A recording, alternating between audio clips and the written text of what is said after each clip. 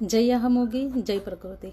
હું છું સીમા ભગત અને હું અને મારો પરિવાર ઘણા બધા મિત્રો આદિવાસી સમાજના ભેગા મળીને 23 જૂન રવિવારના રોજ દેવમોગરા સફાઈ અભિયાન માટે જવાના હતા આવતીકાલે, પણ અનિવાર્ય સંજોગોના કારણે અમે એ પ્રોગ્રામ મોકૂફ રાખેલ છે।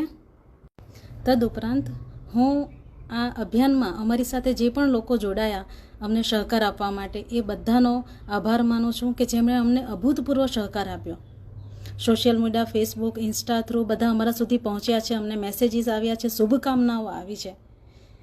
એ બધી શુભકામનાઓ અને તમારા સહકાર અને સપોર્ટ માટે હું ખૂબ જ આભારી છું, હંમેશા રહીશ।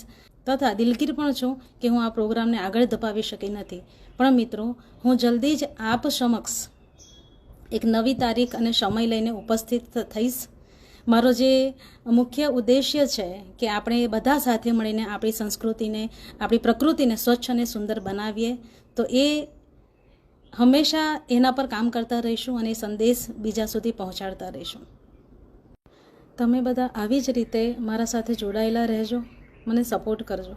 તમારો સહકાર મને એક નવી ઉર્જા આપે છે।